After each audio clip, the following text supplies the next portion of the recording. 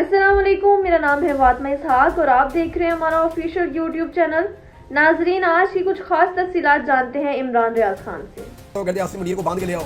उनका मीडिया जो है वो जंगी जुनून में मुब्तला है। वो बार बार कह रहे हैं कि अटैक कर दो, बल्कि मैं मीडिया में उनके सुन रहा, कोई कह रहा था जी अटैक कर दो, उनकी फौज को मारो, कोई कह रहा था जी उनके जीएचक्यू के ऊपर अटैक कर दो। तो वो बहुत सारी ऐसी बातें कर रहे हैं, पहले माजी में भी करते रहे हैं बहुत सारी ऐसी बातें। तो बातों से तो जंगें नहीं होती, जंगें तो जज्बे से होती हैं।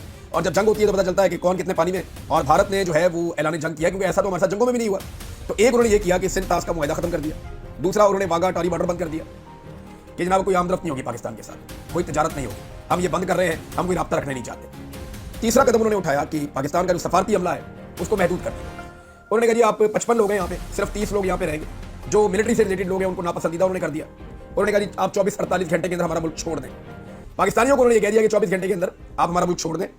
फिर जो एक सार्क के मुआहदे के तहत पाकिस्तानी शहरियों को जो वीज़े मिलते हैं वो वीज़े भी भारत ने फौरी तौर पर बंद कर दिए हैं। फिर उसके बाद भारत ने जो है वो पाकिस्तानियों के खिलाफ दीगर जो इकदाम किए उसमें फौजी सफारतकार नापसंदीदा करार दे दिए, पाकिस्तान के लिए सार्क वीज़ा मनसूख कर दिए और वाघा अटारी बॉर्डर भी बंद कर दिया और हमारे जो सफारती हमला है उसकी तादाद को भी महदूद कर दिया। ये जनाब उन्होंने किया है। तो नरेंद्र मोदी की हुकूमत ने यह तय कर लिया कि ये सारा कुछ पाकिस्तान के खाते में डालना है। अब पाकिस्तान रिस्पॉन्सिबल है या नहीं, इसके बारे में कोई शवाहिद अभी तक पाकिस्तानी गवर्नमेंट को नहीं दिए गए। पाकिस्तान को नहीं बताया गया कि पाकिस्तान रिस्पॉन्सिबल है तो क्यों है, ये कौन लोग थे, कहां से आए थे, आपके पास इनके बारे में क्या शवाहिद है। आप मुंह उठा के डायरेक्ट तो नहीं कह सकते पाकिस्तान ने ये किया, लेकिन इंडिया ने ये कह दिया है और इंडिया इस पर बिलीव कर रहा है।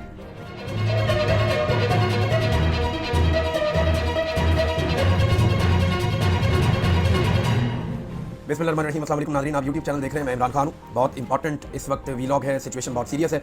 पाकिस्तान में और भारत में टेंशन बढ़ती जा रही है। ये टेंशन बढ़ने की जो वजह है वो मकबूजा कश्मीर का एक इलाका है पहलगाम। वहाँ पे कुछ सयाह मौजूद थे। नॉर्मली वो एरिया ऐसा है, वहाँ पे सयाह आते जाते हैं, बहुत खूबसूरत इलाका है। और अभी क्योंकि गर्मियों का आगाज़ है तो वहाँ पे मौसम बहार की वजह से रश रहता है। तो सयाह वहाँ पे मौजूद थे, कुछ मुसल्लह अफराद वहाँ पे आए, उन्होंने फायरिंग करके सयाहों की एक बड़ी तादाद को 2 दर्जन से ज़ायद बताए जा रहे हैं सयाह कत्ल कर दिए। उनमें 2 गैर मुल्की थे और बाकी वहाँ पे जो है वो दीगर सयाह मौजूद थे। एनी शाहिदीन ने कहा कि सयाह जब कत्ल हो रहे थे तो मारने वाले इस बात का ख्याल रख रहे थे कि वो गैर मुस्लिमों को कत्ल करें। अब जो वहाँ पे कश्मीरी क़यादत है या कश्मीरी नौजवान है, उनका ये कहना है, वहाँ के जो मीडिया वो भी ये कह रहे हैं कि जो हुर्रियत पसंद है उन्होंने कभी भी ऐसी हरकत नहीं की, क्योंकि यहाँ के जो मकामी अफराद हैं उनका रोज़गार सियाहत के साथ वाबस्ता है और वो कभी भी सयाहों के ऊपर अटैक नहीं करते, कभी ऐसा हमला नहीं किया जाता। ये बड़ी बदकिस्मती है। और वो ये कह रहे हैं कि ये हमला किसी और ने किया, हमने ये हमला नहीं किया। जबकि भारत के अंदर सबसे पहले मीडिया ने, उसके बाद उनके कुछ रहनुमाओं ने, और फिर ऐसा लग रहा था कि नॉर्मली भारत में कुछ भी होता है, एक पटाखा भी चलता है तो पाकिस्तान पर इल्ज़ाम लग जाता है। तो ये नॉर्मल प्रैक्टिस थी। लेकिन अभी जो भारतीय हुकूमत ने किया है उससे इस बात का अंदाजा हो रहा है कि ये बहुत सीरियस होता जा रहा है मामला। नाज़रीन, अगर कोई भी मिस एडवेंचर हो जाता है तो एक बात तो क्लियर है कि सारे पाकिस्तानी पाकिस्तान के साथ ही खड़े होंगे, हम सारे अपने मुल्क के साथ, अपनी फोर्स के साथ खड़े होंगे। लेकिन ज़मीनी हक़ाइक़ है, उनका आपको जायज़ा भी लेना पड़ेगा, आपको देखना पड़ेगा कि इस वक्त आप कहाँ खड़े हैं और भारत कहाँ खड़ा है और सिचुएशन क्या है। देखिए, भारत ने ऑफिशियली तौर पर इस दहशतगर्दी के हमले को पाकिस्तान के खाते में डाल दिया। ये पहले ऑफिशियल नहीं था, लेकिन अब जो भारत ने किया, जो कुछ उन्होंने किया, उसके बाद उन्होंने ये पाकिस्तान के खाते में डाल दिया है। भारत के जो सेक्रेटरी खारजा हैं विक्रम मिस्री, उन्होंने एक प्रेस ब्रीफिंग दी है। उसमें सवाल जवाब तो नहीं हुए, लेकिन उन्होंने जो चीज़ें बताई, इससे पहले जो है वो नरेंद्र मोदी ने एक बड़ी इंपॉर्टेंट मीटिंग ली है। जैसे पाकिस्तान में कौमी सलामती कमेटी की मीटिंग होती है, वहाँ पे सलामती से मुताल्लिक काबीना की हाई पावर कमेटी है, उसकी मीटिंग हुई नरेंद्र मोदी के घर में। पहले नरेंद्र मोदी पहुंचे सऊदी अरब का अपना दौरा मुख्तसर करके, और फौरी तौर पर उन्होंने जो इंदिरा गांधी एयरपोर्ट है वहाँ के ऊपर एक ब्रीफिंग ली। उसके बाद वो अपने घर गए, वहाँ पर उन्होंने एक स्पेशल कमेटी की मीटिंग बुलाई, कैबिनेट की जो हाई पावर कमेटी है उसके साथ 2 घंटे की डिस्कशन हुई। बाद में जो बयान सामने आया उसमें 5 चीज़ें भारत ने इब्तदाई तौर पर की है। इन 5 चीज़ों का ताल्लुक पाकिस्तान के साथ है, लेकिन किसी और के ऊपर एलिगेशन नहीं लगाया, किसी और के ऊपर नहीं देखा, किसी ग्रुप को नहीं देखा, कोई चीज़ नहीं देखी। भारत ऐसा लगता है कि ये तय कर चुका है कि ये जो भी हुआ, या तो ये समझते हैं कि ये पाकिस्तान ने किया, या वो ये तय कर चुके हैं कि ये डाल पाकिस्तान के ऊपर हमने। अब 5 चीज़ें जो भारत ने की वो मैं आपके सामने रख देता हूँ। नंबर 1 तो उन्होंने सिंध ताश मुआहदा जो पाकिस्तान के साथ भारत का चल रहा है 1960 से, वो मुआहदा उन्होंने खत्म कर दिया। 65 साल हो गए ये मुआहदा हुए, वर्ल्ड बैंक के ताउन से ये मुआहदा हुआ था, और इस मुआहदे की एक शिक में लिखा है कि जब तक दोनों फरीकैन नहीं चाहेंगे ये मुआहदा खत्म नहीं होगा। बाकायदा इसमें तहरीर कर दिया गया था कि बाहमी रजामंदी से दोनों फरीक जब चाहें तो मुआहदा खत्म करें, कोई एक फरीक अपनी मर्जी से मुआहदा खत्म नहीं कर सकता। लेकिन भारत ने सिंध ताश का मुआहदा खत्म कर दिया। ये सिंध ताश का मुआहदा है क्या, ये मैं आपको बता देता हूँ। टोटल 6 दरिया है जो पंजाब के अंदर से गुजरते हैं, बड़े दरिया हैं। इनमें एक दरिया सिंध है, फिर दरिया झेलम है, दरिया चनाब है, दरिया ब्यास, सतलुज और रावी। ये 6 दरिया है जो बड़े दरिया है। दरिया सवां भी है, दीगर और दरिया पनीत भी है, और बहुत सारे दरिया भी हैं, लेकिन ये बड़े दरिया हैं जो पूरी पंजाब की सरजमीन को सैराब करते हैं और सिंध जाते हैं। सिंध की सरजमीन को भी सैराब करता है इनका पानी। तो इंडिया और पाकिस्तान के बीच में ये खतरा मौजूद था कि दोनों मुल्कों में जंग हो जाएगी पानी के मामले को लेकर। तो उस जंग से बचने के लिए पानी की तकसीम का एक फार्मूला बनाया गया। फार्मूला ये था कि जो मगरबी दरिया है, ऊंचे वाले दरिया है, ऊपर वाले इलाके के, उनके ऊपर हक तस्लीम कर दिया गया पाकिस्तान का, और 3 दरिया जो निचली वाली साइड पे है उनके ऊपर हक तस्लीम कर दिया गया इंडिया का। मिसाल के तौर पर दरिया ब्यास इंडिया के पास चला गया, सतलुज इंडिया के पास चला गया। सतलुज के अंदर पानी होता ही नहीं है, बहुत कभी सैलाब है तो भारत पानी छोड़ता है, अदरवाइज होता ही नहीं है पानी। तो सतलुज का पानी नहीं है अब हमारे पास। दरिया ब्यास कभी होता था, वो तो गायब ही हो गया, मिलता ही नहीं है। रावी भी हमने इंडिया को दे दिया था, तो रावी में भी पानी नहीं होता। हाँ, ये जरूर है कि हम दूसरे दरियाओं से कुछ हमने लिंक कैनाल्स निकाली हैं, उनके जरिए से, जैसे BRB है, दीगर नहरें हैं, तो हम रावी के अंदर पानी डालते रहते हैं। वो जो रावी में पानी आता है तो उसकी वजह से दरिया रावी चलता है। कहीं कहीं फिर हम पानी को आगे बढ़ाते हैं। तो हमने पूरा एक नहरी निजाम बनाया सिंध ताश मुआहदे के बाद। ये मुझे समझ आ गई कि ये 3 दरिया तो गए, 3 दरिया हमारे पास है, तो उन 3 दरियाओं के जरिए से बाकी 3 दरियाओं की कमी हमने पूरी कर दी है। लेकिन बाद में क्या हुआ, इंडिया ने जो हमारे दरिया थे सिंध ताश मुआहदे के मुताबिक, उनके ऊपर भी कार्रवाई शुरू कर दी, ऊपर डैम बनाना शुरू कर दिया। तो जब हमने मामला उठाया कि आप डैम क्यों बना रहे हैं, उन्होंने कहा आप नहीं बना रहे, पानी जाया हो रहा है, तो हम क्यों ना बनाएं।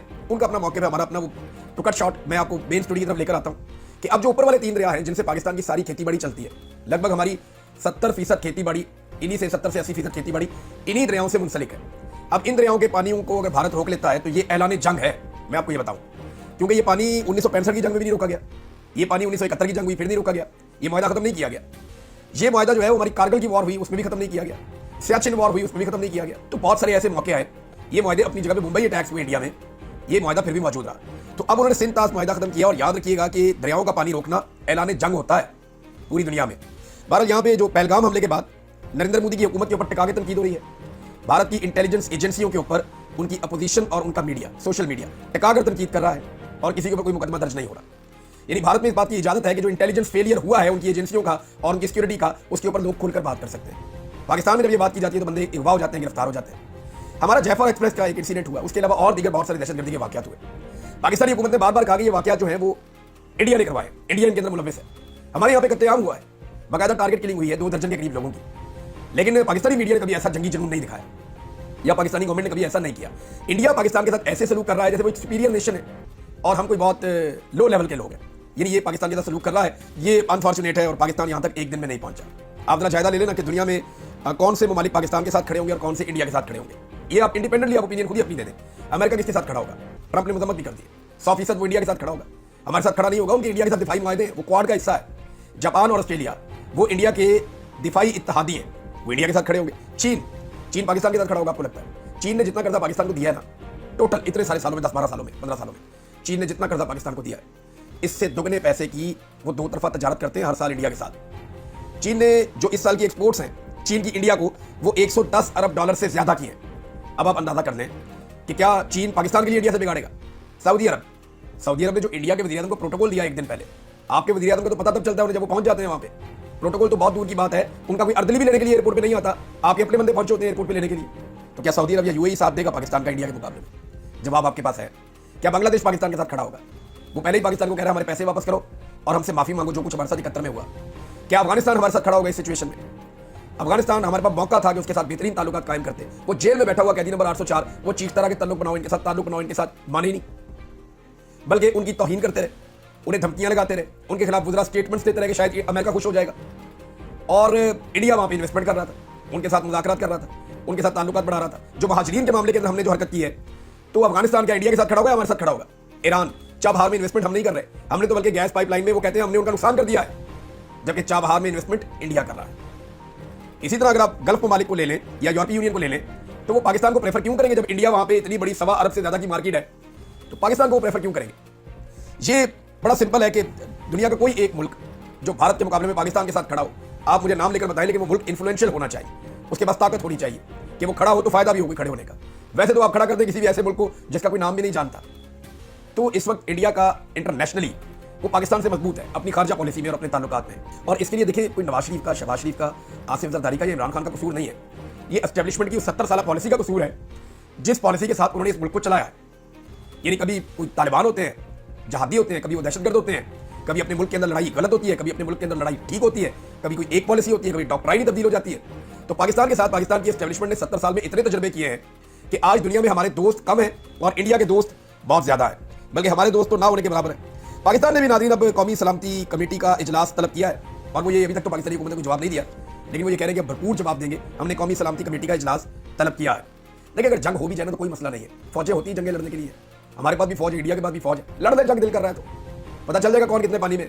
तो फौजें तो होती हैं जंग लड़ने के लिए, जाए बॉर्डर के ऊपर जाके अपनी जंग लड़े, दूध का दूध और पानी का पानी हो जाएगा, इंडिया का शौक भी पूरा हो जाएगा, और पाकिस्तानी फौज का भी बड़ा मुराल जो है वो बुलंद हो जाएगा। काफी अरसे से जो है वो मुराल बड़ा डाउन जा रहा है। नाज़रीन, इमरान खान साहब ने बड़ा दबंग जवाब दिया था जो वज़ीर आज़म थे। अभी की हुकूमत जो है वो अब तक तो खामोश है। वो कहते हैं जी हम सोच समझ के जवाब देंगे।